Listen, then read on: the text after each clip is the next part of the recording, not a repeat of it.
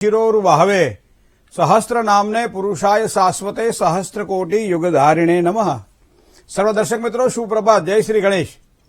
વી ટીવીની આ વિશેષ રજૂઆત ભવિષ્ય દર્શન કાર્યક્રમ. મિત્રો, જ્ઞાન, આધ્યાત્મિકતા અને જ્યોતિષનો આ ત્રિવેણી સંગમ એટલે ભવિષ્ય દર્શન કાર્યક્રમ. આપના પ્રશ્નોનું સચોટ સમાધાન એટલે ભવિષ્ય દર્શન કાર્યક્રમ. જીવનમાં સમસ્યાઓ છે, ત્યાં સમાધાન પણ છે, તો એનો વૈદિક જ્યોતિષના માધ્યમથી ઉકેલ એટલે ભવિષ્ય દર્શન કાર્યક્રમ. શુભત્વને આપવાવાળો સમય, દરેક રાશિને પોતાનું એક અલગ મૂલ્ય હોય છે, તો એ પ્રમાણે એ રાશિગત શું કરવું જોઈએ, એનાથી લાભ થાય, કઈ બાબતોમાં ધ્યાન રાખવું જોઈએ અને કઈ રીતે આગળ વધી શકાય, એને જાણવાનું સાહિત્ય અને શાસ્ત્ર એટલે જ્યોતિષ, અને જ્યોતિષ એટલે ભવિષ્ય દર્શન. હું ડોક્ટર મહેન્દ્ર પંડ્યા આપ સૌનું હાર્દિક સ્વાગત કરું છું. મિત્રો, આ કારણ વગર જયારે સમસ્યાઓ સર્જાતી હોય ત્યારે, કોઈ પણ પ્રશ્ન મનમાં ઉદ્ભવે અને એનો જવાબ ન મળતો હોય ત્યારે આપણે આશ્રય લેતા હોઈએ છીએ, અને ભવિષ્ય દર્શન કાર્યક્રમમાં જ્યોતિષના માધ્યમથી આપણે આપવા પ્રયત્ન પણ કરીએ છીએ. સાથે સાથે 12 રાશિના જાતકોનો કેવો રહેશે આજનો દિવસ, શું કરવાથી લાભ થાય, શું કરીએ તો નુકસાન, કયા મંત્રનો જાપ, શેનું કરવું જોઈએ દાન, શું કરવાથી લાભ થાય, શું કરીએ તો નુકસાન થાય, કયા મંત્રનો વધારે જાપ કરવાથી સારી સફળતા મળે, ચાતુર્માસનું શું છે મહત્વ જે આજથી શરૂ થાય છે, આ બધી બાબતોને આપણે લઈશું. આપના પ્રશ્નના જવાબ પણ તો ખરા જ. રાશિ મંડળની 12 રાશિના જાતકોનો કેવો રહેશે દિવસ, પણ શરૂઆત કરીએ હર હંમેશની જેમ પંચાંગથી. તદેવ લગ્નમ સુદિનમ તદેવ તારાબલમ ચંદ્રબલમ તદેવ વિદ્યાબલમ દેવબલમ તદેવ લક્ષ્મીપતે તે દ્રિયુગમ સ્મરામી. પંચાંગની વાત કરીએ મિત્રો, આજે 17 તારીખ 7મો મહિનો 2024, આજે બુધવાર છે. અષાઢ મહિનાના શુક્લ પક્ષની એકાદશી એટલે 11 છે. આજે અનુરાધા નક્ષત્ર, શુક્લ નામનો યોગ અને વણિજ કરણ છે. સવારમાં 8 કલાક અને 53 મિનિટ સુધી આ કરણ ચાલે છે. ત્યારબાદ ભદ્રા કહેતા વિષ્ટિકરણની શરૂઆત થાય છે. રાશિનો ચંદ્રમા વૃશ્ચિક રાશિનો છે, અને વૃશ્ચિક રાશિના ચંદ્રમામાં અનુરાધા નક્ષત્ર હોવાના કારણે પેટનો વીંછુડો કહેવાય, તો વીંછુડાનો દોષ આજે લાગતો નથી. પણ જે જાતકોનો જન્મ થાય એની આજે વૃશ્ચિક રાશિ રહેશે. ન અને ય અક્ષર ઉપર એનું નામ રાખવાનું રહેશે. આ છે શુભત્વને આપવાવાળું પંચાંગ. જય ગણેશ. વાસનાત વાસુદેવસ્ય વાસિતમ ભુવનત્રય સર્વભૂતા નિવાસોસી વાસુદેવ નમોસ્તુતે. પ્રભો નંદકુમારો મેં સ્વામીની વૃષભાનુજા કૃતાર્થોહમ ન સંશય. આપણે ભગવાન શ્રી હરિને યાદ કરતા હોઈએ છીએ, ભગવાન શ્રી નારાયણને યાદ કરતા હોઈએ છીએ, પુરાણ પુરુષોત્તમને યાદ કરતા હોઈએ છીએ, પૂર્ણ પુરુષોત્તમને યાદ કરતા હોઈએ છીએ. વૈષ્ણવ સંપ્રદાયની અંદર ભગવાન બાલકૃષ્ણનો વિશેષ મહિમા બતાવવામાં આવેલો છે. શાસ્ત્રની અંદર ભગવાન શ્રી હરિનું જે કેમ કહેવાય છે કે આકાશાત પતિતમ તોયમ યથા ગચ્છતિ સાગરમ, આકાશમાંથી પડેલું પાણી જે રીતે સમુદ્ર તરફ જાય છે, એ બધા જ દેવોને કરેલા નમસ્કાર ભગવાન નારાયણ તરફ જાય છે. તો આકાશાત પતિતમ તોયમ યથા ગચ્છતિ સાગરમ સર્વે દેવા નમસ્કાર કેશવમ પ્રતિ ગચ્છતિ, ભગવાન કેશવ તરફ જાય છે. તો આજનો દિવસ એવો છે કે જેમાં આજથી ભગવાન પોઢી જશે. આજે અષાઢ મહિનાના શુક્લ પક્ષની એકાદશી એટલે 11, અને આ 11ને આપણે દેવ પોઢી એકાદશી તરીકે ઓળખીએ છીએ. તો આ માંગલિક પ્રસંગો હવે પછી એમ કહેવાય છે કે બધા બંધ થઈ જાય, ધાર્મિક પ્રસંગોની શરૂઆત થાય. એનું નામ છે આ ચાતુર્માસ. ચાતુર વત્તા માસ, 4 મહિનાનો સમૂહ. તો અષાઢ મહિનાના શુક્લ પક્ષની એકાદશીથી માંડી અને કારતક મહિનાના શુક્લ પક્ષની એકાદશી સુધીનો જે સમય જે છે એને આપણે ચાતુર્માસ કહીએ છીએ. તમે જોજો, કોઈ પણ પ્રકારના માંગલિક કાર્ય હવે કદાચ વર્જ્ય માનવામાં આવે છે, તો માંગલિક કાર્ય માટે નિષેધ માનવામાં આવે છે. તો 17/7 એટલે આજે જે તારીખ થઈ ત્યારથી શરૂ કરો અને 12/11 સુધી આ ચાતુર્માસ ચાલે છે. ચાતુર્માસના ઉપાસકો ખૂબ છે. ઘણા લોકો ચાતુર્માસમાં નક્કી કરે કે અમારે આટલા મંત્ર જાપ કરવા છે, આટલું અનુષ્ઠાન કરવું છે, આટલા સ્તોત્ર પાઠ કરવા છે, આટલી પૂજા કરવી છે, આવું ધર્મ ધ્યાન કરવું છે, દરરોજ દેવ મંદિરમાં જઈને દર્શન કરવા છે, ભગવાન ભોળાનાથને, ભગવાન શિવને, રુદ્રને અભિષેક કરવો છે, ભગવાન શ્રી હરિને તુલસી દળ દ્વારા પૂજા કરવી છે, પોતાના આત્માના શ્રેય માટે. કારણ કે આપણે ભારતની અંદર કદાચ એક વસ્તુ જોઈ છે કે માણસ 12 મહિના 24 કલાક કામ કરતો આપણને જોવા મળે. શનિ રવિની રજા હોય ને તો એ કઈ નું કઈ કરતો જ રહેતો હોય. તો એને શાંતિ ક્યારે મળે? હવે ઇન્ડોનેશિયામાં અમે જઈએ ને હરિરાયા કહેવાય શબ્દ પ્રયોગ, એને હરિરાયા કહે છે. આપણે અહીંયા મુસ્લિમ સંપ્રદાયની અંદર એને એક અક્ષરસ નામ આપ્યું છે. આખા મહિનાનો એક કાર્યક્રમ હોય છે આખો એમનો, બરાબર છે, રોજા હોય છે.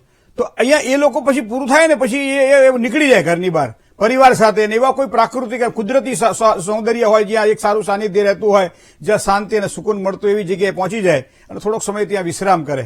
શનિ રવિની રજા આવતી હોય તો પણ ત્યારે આ પરદેશમાં આપણે જોઈએ છીએ કે લોકો શાંતિથી પોતાની રીતે મોજ કરતા હોય.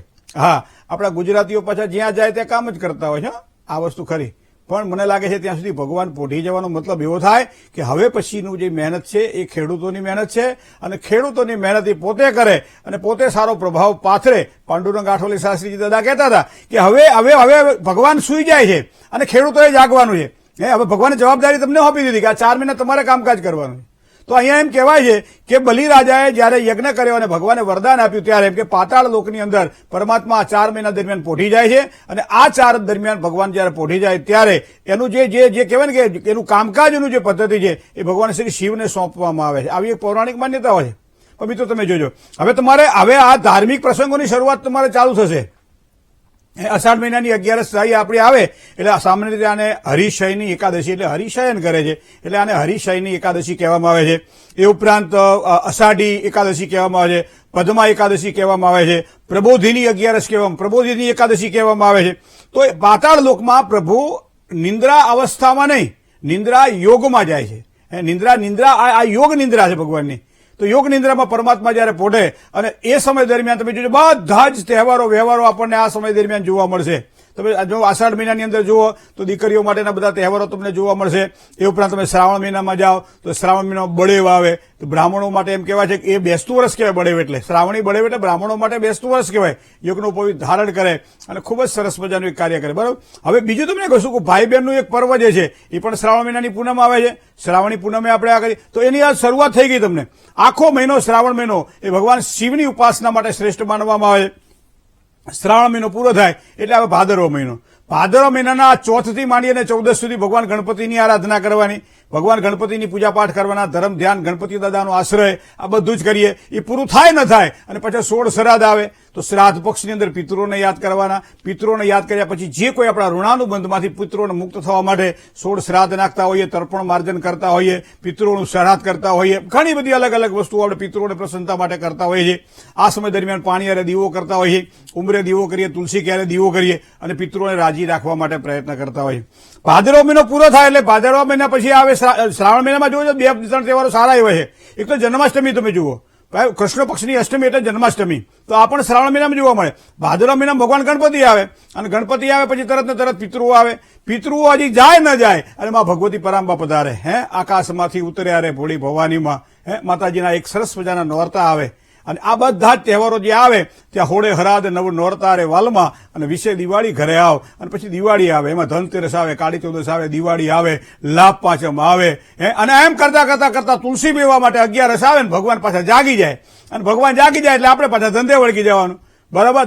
જે કંઈ આપણા ઘરની અંદર પ્રસંગો ઉજવવાના હોય, જે કંઈ કામકાજ કરવાના હોય, તો આ છે 11 થી માંડી 11નું આ 4 મહિનાનું જે પર્વ છે જેને આપણે કહીએ છીએ ચાતુર્માસ. તો એ ચાતુર્માસમાં આજના દિવસે ભગવાન શ્રી જયારે હરિ નિદ્રામાં પોઢી જતા હોય, યોગ નિદ્રામાં જયારે પોઢતા હોય ત્યારે આપણે શું કરવું જોઈએ? મનુષ્ય તરીકે આમ કહેવાય છે કે ભગવાને કીધું કે દરેકના હૃદયમાં મારો નિવાસ છે. ખોલી લો ગીતાજીમાં સ્પષ્ટ રીતે ઉલ્લેખ કરવામાં આવેલો છે કે સર્વસ્ય ચાહમ યદિ સન્નિવિષ્ટ મતસ્મૃતિ જ્ઞાનપમોહનમ ચ વેદે ચ સર્વે રહમેવ વેદ્યો વેદાંત કૃત વેદ વિદેહ ચાહમ. દરેકના હૃદયમાં હું નિવાસ કરું છું. મતલબ તમારા હૃદયમાં જ્યાં સુધી પરમાત્મા હોય ત્યાં સુધી જ આ શરીરનું મહત્વ છે, ત્યાં સુધી જ કાન સાંભળી શકે છે, ત્યાં સુધી જ આંખો જોઈ શકે છે, ત્યાં સુધી જ ખાધું પચાવી શકાય છે. બધું પરમાત્માની કૃપાથી થાય છે. એક વખત હરિ અંદરથી જો ઉઠી જાય હૃદયમાંથી તો પછી આને આપણે સૌ કહીએ છીએ, મળદું કહીએ છીએ અને એનું કોઈ મહત્વ રહેતું નથી. એ જ પ્રમાણે પરમાત્મા જયારે બેઠેલા છે હૃદયની અંદર ત્યારે આ ચાતુર્માસ દરમિયાન ભક્તિભાવનો વિશેષ મહિમા બતાવવામાં આવેલો છે. અને એમાં સૌથી વધારે કદાચ જો શ્રેષ્ઠત્વ હોય તો એ નિયમિતતા છે. જીવનની અંદર જેના નિયમિતતા છે, જેને કે આવતાને જુઓ અને જતાને જુઓ અને વચમાં બેહી જાઓ. આવો એક શબ્દ પ્રયોગ કરેલો છે. આવતાને જુઓ, જતાને જુઓ અને વચમાં બેહી જાઓ. મતલબ આ શ્વાસોશ્વાસની ક્રિયા છે. ઈડા, પિંગલા અને સુષુમ્ના જે નાડી છે ને, એક નાડી આવે છે જે શરીરની અંદર પ્રાણ પૂરે છે અને પ્રાણવાયુ આપે છે, અને એક નાડી બહાર એ હવાને કાઢે છે, જેને આપણે કાર્બન ડાયોક્સાઇડ બહાર કાઢીએ એવું કહીએ છીએ અંગ્રેજી આપણે વૈજ્ઞાનિક ભાષાની અંદર. પણ એ રેચક, પૂરક અને કુંભક આ 3 પ્રકારે આપણે કોઈ પણ શ્વાસને સ્થિર કરીએ છીએ એ કુંભક છે. તો આ પ્રમાણે એમ કહેવાય છે કે ઈડા, પીડા અને સુષુમ્ના જે નાડી છે, એક નાડી જાય છે, એક નાડી આવે છે અને એની મધ્યનો જે ભાગ છે ત્યાં બેહી જાઓ. એટલો મતલબ એવો થાય કે પ્રાણાયામ દ્વારા પરમાત્માને પ્રિય થવા માટે પ્રયત્ન કરો, જેના કારણે સ્વાસ્થ્ય સુધરે. તમે જોજો રોગાનામ શારદી માતા, કોઈ પણ બ્રાહ્મણ જયારે આશીર્વાદ આપે ત્યારે શું કહે છે? સતં જીવેમ શરદઃ સતં ઘુ શૃણુયામ શરદઃ સતં પ્રભવામ શરદ સતમદીના શ્યામ શરદ સતમ ભૂયશ્ચ શરદ સતાત. શરદ ઋતુ 100 શરદ ઋતુ તમે જુઓ.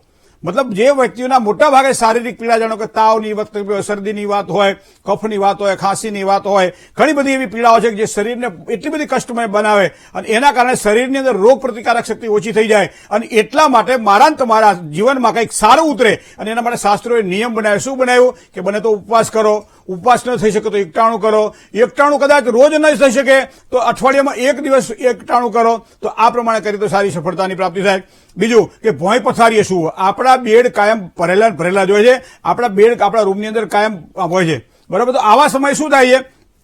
ગમે ત્યારે આપણે એમ તેમ કે 11 જેને કરે ને બપોરે જેને હુવાય ને એવું ન લેવું છે, ભોંય પથારીએ સૂવું જોઈએ. બીજું તમને કહું, ગાંધીજીના આપણે 11 મહાવ્રતને જો સમજીએ ને તો 11ની અંદર આ મહાવ્રત જે છે આપણા, એક 11 મહાવ્રત કરવા જેવા ખરા. કયા કયા? કે સત્ય, અહિંસા, ચોરી ન કરવી, વણ જોતું નવ સંઘરવું, બ્રહ્મચર્ય ને જાતે મહેનત, કોઈ અડે ન વભળાવું, અભય સ્વદેશી, સ્વાર્થ ત્યાગ અને સર્વ ધર્મ સરખા ગણવા. આ 11 મહાવ્રત સમજી દ્રઢપણે તે આચરવા. તો એ પ્રમાણે આપણી ચરીની વાત કરીએ તો જે પ્રમાણે આયુર્વેદની અંદર દવા પાછળ ચરી જો તમે પાડો તો રોગ જલ્દી મટે છે. તો ધર્મશાસ્ત્રની અંદર ચાતુર્માસ દરમિયાન પાડવાની ચરી કઈ કઈ છે? તો કે પહેલું, પથ્ય અસત્ય ન બધું, નિંદા બીજાની થાય નહીં, નિજ વખાણ કરવા નહીં સુણવા, વ્યસન કશું એ કરાય નહીં, હું મોટો મુજને સૌ પૂજે એ અભિમાન ધરાય નહીં, અને કરું છું ભજન આટલું, જ્યાં ત્યાં વાત કરાય નહીં. આટલી ચરી પાડો તો કરેલા મંત્ર, કરેલા જપ અને કરેલી કોઈ પણ આપણી જે ક્રિયાઓ છે એ સારામાં સારા આપણને ફળ આપે. તો આચાર પ્રભવો ધર્મ, આચારથી ભગવાનની ભજાય છે. તો આચાર અને નિયમોનું પાલન કરી અને ચાતુર્માસ દરમિયાન જો યોગ્ય રીતે ધર્મ, ધ્યાન, પૂજા, મંત્ર જાપ, ઓમ નમો ભગવતે વાસુદેવ મંત્રના જાપ કરીએ, એક સંકલ્પ કરીએ કે આટલા મંત્ર જાપ હું આ 4 મહિના દરમિયાન કરીશ, અને એ પ્રમાણે સંકલ્પ કર્યા પછી જો માણસ આગળ વધે છે તો ચોક્કસ એને સારી સફળતાની પ્રાપ્તિ થાય છે. એટલે ખાસ કરીને ઉપવાસ ન થાય તો એકટાણું કદાચ રોજ ન થાય તો અઠવાડિયામાં 1 કે 2 વખત જ્યારે પણ અનુકૂળતા મળે ત્યારે એ પ્રમાણે શરીરને થોડીક શાંતિ તમે આપો તો આયુષ્ય આપણું જ લાંબુ થવાનું છે. અને આપણું આયુષ્ય લાંબુ થાય તો મનની પ્રસન્નતા અને શાંતિમાં વધારો થાય. અને એટલા માટે ભગવાન શ્રી હરિ આપણા હૃદયમાં નિવાસ કરે છે કે તારા શરીરરૂપી રથનું હું સંચાલન કરીશ, પણ એનામાં તારું આત્મબળ પણ હોવું જરૂરી છે. આજે એક આપણને શીખ આજની આ એકાદશી સમજાવે છે. જય ગણેશ. મેષથી માંડી અને મીન રાશિ સુધીના જાતકોનો દિવસ આજે કેવો રહેશે વાત કરીએ નાનકડા વિરામ બાદ. એક કોલર મિત્ર સાથે વાત કરીએ. Hello hello hello. જય ગણેશ.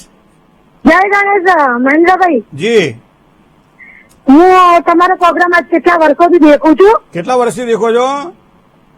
4 થી 5 વર્ષથી દેખું છું હું. એટલે પ્રોગ્રામ તો 13 વર્ષથી આવે છે, તમે 3-4 વર્ષથી જુઓ છો?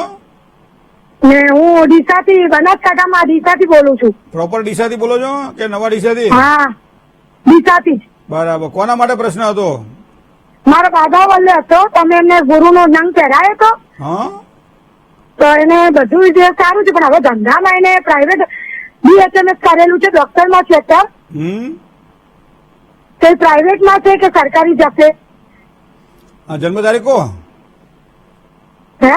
જન્મ તારીખ? જન્મ તારીખ 8/4/97. 8/4/1997. 8/4/1997. સમય? સમય સવાર 5:45. બરાબર. 8/4/1997 સવારમાં 5:45. 7:45. 5:45. બરાબર. અત્યારે શું કરે છે ભાઈ? એ અત્યારે ડોક્ટરના ત્યાં છે પ્રાઇવેટમાં. 2025 માર્ચ મહિના પછી એનો પૂર્ણ ભાગ્યોદય શરૂ થાય જ્યારે શનિ મહારાજ પોતાનું સ્થાન બદલે. તો એનો મતલબ એવો થાય સ્વતંત્ર કામકાજની અંદર પણ લેણું છે. 2025 થી 2027 દરમિયાન એ કોઈ પણ જોબ કરે, કોઈના ત્યાં જોબ કરે, અથવા તો પોતે પોતાની રીતે કંઈક આગળ વધવા માટે કોઈનો આશ્રય લે, કોઈની સાથે રહીને કામકાજ કરે તો એને સારી સફળતાના યોગ બની રહ્યા છે. હા, સંઘર્ષ પણ એની કુંડળીમાં લખેલો છે, કારણ કે શનિ અને સૂર્ય ભેગા પડેલા છે, શનિ અને કેતુ ભેગા પડેલા છે, સૂર્ય અને કેતુ ભેગા પડેલા છે. તો થોડો સંઘર્ષ તો રહેશે, પણ એ પછી સફળતા પણ એને સારી મળવાની છે. તો આ સમય દરમિયાન ધ્યાનમાં રાખજો કે 25 થી 27 દરમિયાન કોઈની સાથે રહીને કામકાજ કરે અને 27 વર્ષ પછી 2027 પછી સ્વતંત્ર કામકાજ કરે તો ચોક્કસ એક સારો લાભ થશે. જય ગણેશ. બીજા એક કોલર મિત્ર સાથે વાત કરીએ. હલો. જય ગણેશ. જય ગણેશ. જય ગણેશ. તારીખ 15/9/1998. કોની છે? દાદાની. બાબાની. 15/9/1998. સમય? સમય સવારે 8:30. સવારમાં 8 કલાક ને 30 મિનિટ. જન્મ સ્થળ ધર્મસ્થળ હારીજ. હારીજ. હા. હા, શું પ્રશ્ન તો કહો. એના મેરેજો ક્યારે છે અને બહાર એને વિદેશમાં જવું છે તો ક્યારના હોગે? તો વિદેશમાં જ પરણાઈ દો ને. એટલે પહેણાની બાજુ છોડીએ જ ક્યાં મળે? હે? છોકરીઓ જ ક્યાં હે? નહીં નથી જ નહીં. જે જોઈએ અને અત્યારે બધું જોઈએ હાઈફાઈ. હા, એ વાત તમારી સાચી છે. સમાજની આ એક વાસ્તવિકતા છે કે બધું જોઈએ, બરોબર, પણ હવે ક્યાં લેવા જવું. પણ મને લાગે છે કુંડળી એવું કંઈક બતાવી રહી છે બેન કે ભાગ્યસ્થાનનો સ્વામી જે શુક્ર છે, શુક્ર બેઠેલો છે 12મા સ્થાનની અંદર. પરદેશની વધારે એની જેને કહેવાય પરદેશ જાય તો વધારે સારી સફળતાની પ્રાપ્તિ થાય. હવે 26મું વર્ષ અત્યારે ચાલે છે. 2 વર્ષ પછી 26મું વર્ષ પૂરું થશે, 27 વર્ષ બેસશે. 27મા વર્ષે એના ભાગ્યોદયની શરૂઆત થાય છે. એ સમય દરમિયાન સારું પાત્ર પણ જીવનમાં આવે, જેના કારણે એ સારું સંતોષપૂર્વક પોતાનું ગ્રહસ્થાસન વ્યતીત કરી શકે. સૂર્ય શુક્ર સાથે યુતિમાં હોવાના કારણે કદાચ જ્ઞાતિ ગોળ અથવા તો સમાજની બહાર કદાચ જો જવું પડે અથવા તો એવું કોઈ પાત્ર આવી જાય જે આપણને મનગમતું હોય અને સારું હોય તો એની સાથે લગ્ન કરવાની પણ છૂટ. જન્મ સ્થાનથી ઉત્તર દિશામાં, હારીજથી ઉત્તર દિશામાં લગ્ન યોગની સંભાવનાઓ દેખાય છે. ખાસ કરીને મીન રાશિ, વૃષભ રાશિ, સિંહ રાશિ અને કુંભ રાશિ 4 રાશિથી સારું લેણું પણ કુંડળીમાં દેખાય છે. સૂર્ય અને રાહુ 12મા સ્થાનમાં છે, એને આપણે ગ્રહણ યોગ તો કહીએ છીએ, પણ 6ઠા, 8મા અને 12મા સ્થાનમાં જયારે સૂર્ય રાહુ સાથે આવતા હોય ત્યારે એને તીવ્ર પિતૃદોષ પણ કહેવામાં આવે છે. તમારા ઘરમાં કોઈ પિતૃદોષ હોય તેનું નિવારણ ચોક્કસ કરાવડાવી લેજો. જય ગણેશ. મિત્રો, ઘણી બધી ટપાલો આવેલી છે. ધારાબેન ટપાલ લખી છે પોતે. બીજું ગજેરા હાર્દિકભાઈએ પણ ટપાલ મોકલેલી છે. રાઠોડ ખેંગારભાઈએ પણ વાવલ તાલુકામાંથી ટપાલ આવેલી છે. બીજી ટપાલ એમની પણ છે. 2 ટપાલો છે. હવે ઘણી બધી ટપાલો આજે આવેલી છે. જીતેન્દ્ર કે જાદવ એટલે નવા ભચાઉ કચ્છથી પણ ટપાલ આપણને મળી છે. અને સાથે સાથે સુમનભાઈ કેશવભાઈ પટેલ એ કામરેજ તાલુકાનું વાવ ગામ છે, સુરત જિલ્લાનું, ત્યાંથી પણ ટપાલ મળેલી છે. અને સાથે ભાવિકભાઈ ધનજીભાઈ એ સરથાણા એટલે સુરતથી. આ બધી ટપાલો આપણે શુક્રવારે લેવાના છે. એટલે હજી પણ તમારે ટપાલ લખવાની ઈચ્છા હોય તો શુક્રવાર સુધી પહેલા અમારે ત્યાં મળી જાય એવી વ્યવસ્થા કરજો. શુક્રવાર બધાની જે નામ બોલ્યો એ તો આવશે, પણ બીજી પણ કોઈની ટપાલો આવશે તો અમે એને શુક્રવારના દિવસે પ્રાધાન્ય આપી અને આપના પ્રશ્નના જવાબ આપવા માટે પ્રયત્ન કરીશું. કોલર મિત્ર સાથે વાત કરીએ. હલો દાદા. હલો. હેલો. જય ગણેશ. જય ગણેશ દાદા. હાજી. હા, હું મારી બેન માટે પૂછવું હતું. જન્મ તારીખ? જન્મ તારીખ 11/10/2003. 11/10/2003. સમય રાત્રે 10:45. બરોબર, 10:45 રાત્રે. જન્મ સ્થળ? અમદાવાદ. શું પ્રશ્ન હતો બેનનો? એના લગ્નનો પ્રશ્ન હતો કે સારી વાતો આવીને અટકી જાય છે અને ભણવામાં બી ધ્યાન નથી આપતી ને આમથી આમ થાય ને આમથી આમ થાય. કેમથી કેમ થાય? આમથી આમ એટલે એને ભણવામાં મન જ નહીં કે આમ કરું, પેલા આમ કરું, પછી આમ કરું, એવું થાય એને. 21 વર્ષ થયા ને જીતો?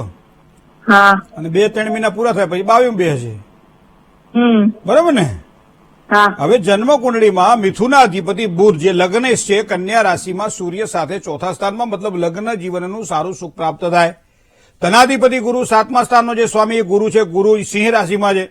તો એના કારણે ઘણી વખત તમે કીધું ને કે ભણવાની અંદર પણ અને જે પાત્ર મળતા હોય એમાં પણ આ સિંહસ્થ ગુરુ હંમેશા વિઘ્ન ઉભા કરાવડાવે. એવું ઘણી બધી કુંડળીઓ જોયા પછી આપણે એનું દર્શન કરી શકીએ કે સિંહ રાશિમાં ગુરુને બૃહસ્પતિનો દોષ લાગે છે, જેને આપણે પ્રવજ્યા યોગ કહીએ છીએ. તો અહીંયા મને લાગે છે ત્યાં સુધી એક કોઈ પૂજા કરાવવા જેવી હોય તો એ બૃહસ્પતિ શાંતિની પૂજા છે, જેના કારણે અભ્યાસમાં પણ મન લાગશે. જે કોઈ અભ્યાસ કરશે એમાં સ્થિરતાપૂર્વક અભ્યાસ કરશે અને પાત્ર જે મળશે એ પણ સારું અને પસંદગીવાળું પાત્ર મળશે. તો એના માટે એક બૃહસ્પતિ શાંતિની પૂજા આપ અવશ્ય કરાવડાવી લેશો, જેના કારણે સારી સુખાકારીની પ્રાપ્તિ થાય. ભાગ્યસ્થાનનો માલિક જે શનિ છે, એ શનિ અહીંયા કુંડલીમાં જો જોવા જઈએ તો એ કહેવાય ને કે ભાઈ દેહભાવમાં બેઠેલો છે, તો પોતાનું ભાગ્ય પોતે ઘડવાનું છે. મતલબ ભાગ્યનું એ નિરંતરતા પોતે છે. તો ભગવાને ખૂબ સારું ભાગ્ય આપેલું છે, પણ અત્યારનો સમય થોડો ખરાબ છે. 2021, 22, 23 ને આ 24 પૂરો થાય ત્યાં સુધી. પછી 25માં સારું થઈ જવાનું છે. પણ મને લાગે છે બૃહસ્પતિ શાંતિની પૂજા આપ ચોક્કસ કરાવડાવી લેજો. જય ગણેશ. બીજા એક કોલર મિત્ર સાથે વાત કરીએ. હલો. હલો. જય ગણેશ. જય ગણેશ. હા, હું બ્રહ્મજ્ઞા બોલું છું. જી. મારે મારા દીકરા માટે પૂછવું છે. જન્મ તારીખ? જન્મ તારીખ 4/9/79. હા, 4/9/79. બરાબર.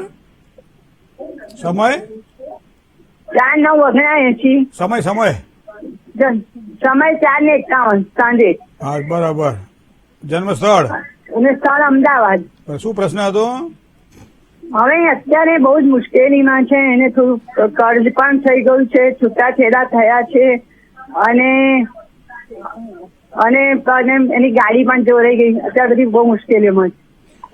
સમય જ્યારે પ્રતિકૂળ આવે, અનુકૂલે જગન્નાથ સાનુકૂલે જગત્રયમ, પ્રતિકૂલે જગન્નાથ પ્રતિકૂલે જગત્રયમ. જ્યોતિષ અને જન્માક્ષર એ આપણે આપણા જે કરેલા જે કર્મો પ્રમાણે સર્વૈયું બતાવે છે. એને ઓછું કે એને વધારે નથી કરી શકાતું, જોઈ શકાય છે. હું તમને એક વસ્તુ કહું કે એની કુંડળીની અંદર તમે જુઓ કે એક જ સ્થાનની અંદર કેટલા બધા ગ્રહો છે. 8મા સ્થાનની અંદર તો કે એમાં ગુરુ છે, રાહુ છે, બુધ છે, સૂર્ય છે, શુક્ર છે અને શનિ છે. હવે 9 ગ્રહોની અંદર 6 ગ્રહ તો એક જ સ્થાનમાં બેઠેલા છે. હવે તમને કહું આ બધા ગ્રહો ક્યારે પરિણામ આપે, ક્યારેક સારા પરિણામ આપે, ક્યારેક ખરાબ. જે કહેવાય પત્ની અત્યારે પોતાના પિયર છે અથવા તો છૂટા જે કંઈ થયું હોય તે, ગાડી પોતાની છે એ ચોરે, પૈસા વધતા નથી, બીજું દેવું વધી ગયું છે, બધા પ્રશ્નો ભેગા થયા ને બેન. એનું કારણ તમને કહું કે કુંભ રાશિની અંદર બીજા સ્થાનની અંદર શનિ મહારાજનું પરિભ્રમણ અત્યારે ચાલે છે અને શનિ મહારાજની પૂર્ણ દ્રષ્ટિ આ 6 ગ્રહ ઉપર પડે છે. તો વિચાર કરો કે આ તો આપણું એક સર્વૈયું આપણને એવું બતાવી રહ્યું છે. થોડી ઘણી પીડાઓ તો રહે, પણ મને લાગે છે સર્વશ્રેષ્ઠ કદાચ જો હોય તો બજરંગ બાણનો પાઠ છે અથવા તો હનુમત વડવાનલ સ્તોત્ર અથવા હનુમાન ચાલીસા. કારણ કે શનિ મહારાજની જો કૃપા થાય તો સમજી લો બધા જ કાર્ય સરળ બને. પણ એના માટે નીલાંજન સમાભાસ રવિપુત્ર હિમાગ્રજમ છાયા માતંડ સંભૂતમ તમ નમામિ શનિશ્ચરમ અથવા શનિના 10 નામના સ્તોત્રનું પારાયણ તો કરીએ જ, પણ સાથે સાથે બને એટલું હનુમાન ચાલીસાનું પારાયણ કરી શકાય, વડવાનલ સ્તોત્રનું પારાયણ કરી શકાય, બજરંગ બાણનું પારાયણ કરી શકાય. જો ધીમે ધીમે સફળતા મળશે. હું તમને કહું ખાલી જો કૂવો હોય અને બાલડી નાખીએ, ડોલ નાખીએ અંદર તો ડોલે ફૂટી જાય. ઘણી વખત એવું થાય ગ્રહો ખરાબ હોય અને કામ કરવા જઈએ તો કામ પણ આપણા અધૂરા રહી જાય, જેના કારણે નુકસાન થાય. પણ કૂવો જમતો હોય, ધીમે ધીમે પાણી આવી જાય, ડોલ ભરાય તો પાણી આવી જાય. એ જ પ્રમાણે અત્યારે થોડોક આ એકાદ જે કહેવાય ને વા 2024-2025નું વર્ષ છે ને, થોડું સાચવી લો બેન. ભાઈને પણ કહેજો કોઈ ધીરજ રાખીને શાંતિથી કામકાજમાં સમય પસાર કરે, ખૂબ જ સારી સફળતા મળવાની. પણ મેં કીધું ને પ્રમાણે થોડુંક આ પ્રમાણે ચાલુ રાખજો. કારણ કે જો આમાં કેવું છે કે કોરી માટી હોય ને એમાંથી કોઈ રમકડા ના થાય, એને થોડી પલાળવી પડે અને પલાળીને જ્યારે ગૂંદવી પડે, એને બરાબર ચીકણી બનાવવી પડે, પછી એમાંથી રમકડું થાય. એ ભાગ્યના ઘડવૈયાએ આપણા માટે ક્યારેક ક્યારેક આવા કષ્ટો સંકટો ઉભા કર્યા હોય છે, જેના કારણે કંઈક નવું શીખવા આપણને મળે કે કોણ આપણું છે, કોણ પારકું છે, એના ભેદ પણ આપણને ખબર પડે. તો બધી બાબતો ભગવાનનો ઘડવૈયો તો ઉપર દયાળુ છે, ખૂબ જ તમારા દીકરાને આગળ જતા સારી સફળતા અપાવશે. સહેજ પણ ચિંતા કર્યા વગર કર્મ પ્રત્યે શ્રદ્ધા રાખે અને પોતાનું કામ શું છે એના ઉપર ધ્યાન આપે, ચોક્કસ એને સફળતા મળશે. હનુમાનજીનો આશ્રય એના માટે ખૂબ જ સારી સફળતા પ્રદાન કરશે. જય ગણેશ. રાશિગત આગળ વિચારીએ. તુલા રાશિ કોલર મિત્ર સાથે વાત કરીએ. હલો. હા, જય ગણેશ. જય ગણેશ. 26/11/87. 26/11/1987. સમય સવારે 4:30 વાગે. 4:30 પરવડીએ. જન્મ સ્થળ મુંબઈ. મુંબઈ. કઈ જગ્યાએ મુંબઈ? વસઈ. વસઈ. શું પ્રશ્ન હતો? અમારા જે આ છે ને ભત્રીજી, એમને વિવરિંગ માઇન્ડ છે, સપના બહુ આવે છે ને પારિવારિક જીવનમાં ક્લેશ બહુ ચાલે છે. એક તો તુલા રાશિનો મંગળ દેહભાવમાં બેઠેલો છે, મતલબ સ્વભાવની ઉગ્રતા એ દરેક બાબતોની અંદર અડચણો ઉભી કરાવડાવે. મનનો કારક ગ્રહ છે ચંદ્રમા છે. ચંદ્રમા મકર રાશિમાં 4થા સ્થાનમાં, મતલબ લાકડીના સ્થાનમાં બેઠેલો છે, સુખના સ્થાનમાં બેઠેલો છે. તો એના કારણે વિવરિંગ માઇન્ડ આપે. કારણ કે ચંદ્રથી 12મા સ્થાનની અંદર શુક્ર છે ધન રાશિનો. તો આ બધા ગ્રહોનું તો સૂચન તમે કહ્યું એ પ્રમાણે થઈ રહ્યું છે. ગુરુ છે ને એ રાહુ સાથે ચાંડાલ યોગ કરી અને 6થા સ્થાનમાં બેઠેલો છે. અને આ ચાંડાલ યોગના કારણે પણ જે ધારી સફળતા ન મળે અને એના કારણે એકથી વધારે કામમાં વ્યસ્ત હોવાના કારણે એ યોગ્ય જગ્યાએ યોગ્ય નિર્ણય ન લઈ શકે. આવી એક સ્વાભાવિક પેલી બને. પણ મને લાગે છે ચંદ્રનું એક સારું રત્ન એને પહેરાવવામાં આવે તો એને સારી સફળતાની પ્રાપ્તિ થાય. મંગળ અહીંયા તુલા રાશિમાં અધિશત્રુ બને છે, તો મંગળ દોષકારક અને પીડાદાયક હોવાના કારણે ઉગ્રતા આપે સ્વભાવમાં, ક્યારેક ક્યારેક જીદ આપે, ક્યારેક ક્યારેક એમ કહેવાય ભાઈ આમ જકી વલણ આપે. તો એવા સમયે મંગળ માટે ભગવાન ગણપતિની જેટલી પૂજા વિશેષ કરીને થાય એટલી કરવા પ્રયત્ન કરીએ તો એનાથી આપણને સારી સફળતા મળશે. જય ગણેશ. બીજા કોલર મિત્ર સાથે વાત કરીએ. હલો. હલો. હલો. હલો. જી. હલો. જય શ્રી કૃષ્ણ. જય શ્રી કૃષ્ણ. હા, મહેન્દ્રભાઈ, મારી દીકરી વિશે પૂછવાનું છે. જી. 22/11/99. જન્મ સ્થળ અમરેલી. અને એને સમય છે સાંજના 5:49. બરાબર.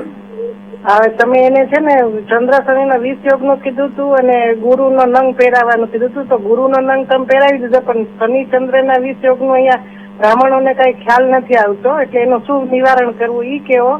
અને એક એની દીકરીને MBA થઈ ગઈ છે અને નોકરી ક્યાંય એને જોઈ એવી નથી મળતી. આમ તો કરે છે પ્રાઇવેટમાં, એટલે આગળ એને હજી CA કરવું છે તો કરી શકશે, અને એક એને મકાન લેવું છે તો લઈ શકશે.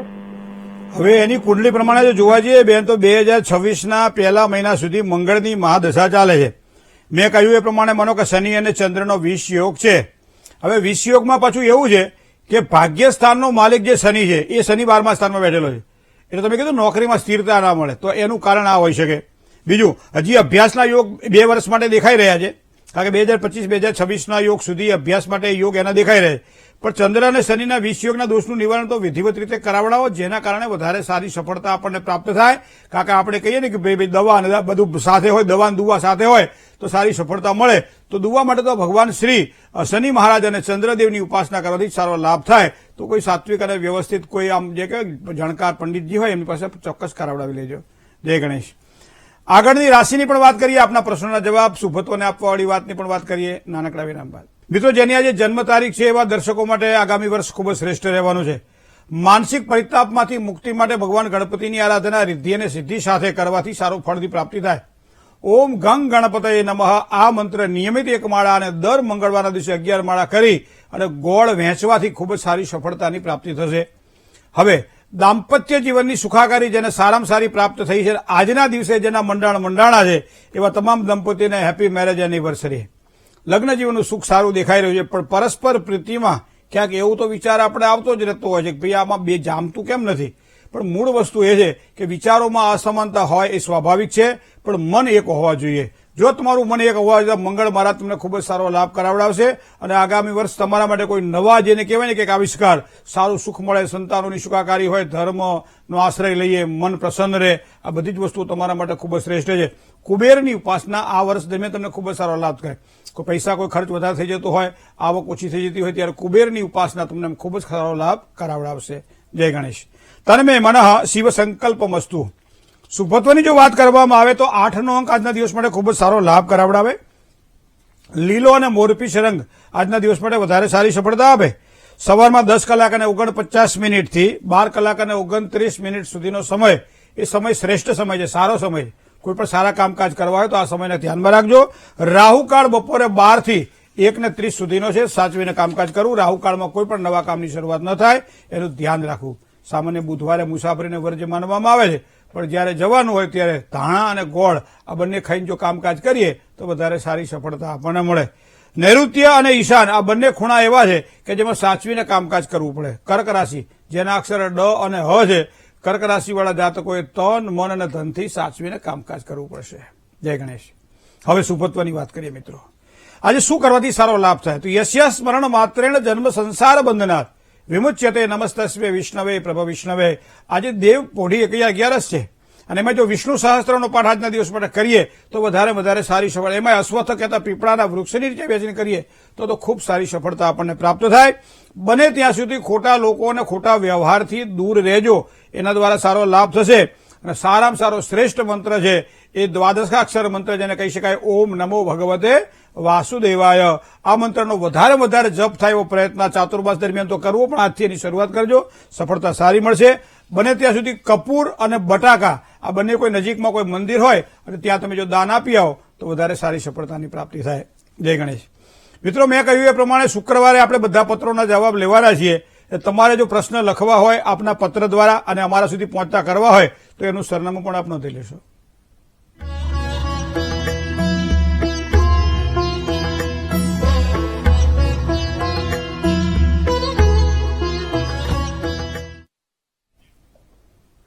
રૂબરૂ મુલાકાત માટે મોબાઈલ નંબર અને એડ્રેસ આપવામાં આવે છે, તો અનુકૂળતાએ ચોક્કસ આપ ફોન કરી એપોઇન્ટમેન્ટ લઈ અને આપ આવી શકો છો. આપનું સ્વાગત છે. ભવિષ્ય દર્શન કાર્યક્રમ આજે બસ આટલું જ. મને રજા આપશો. જય શ્રી ગણેશ.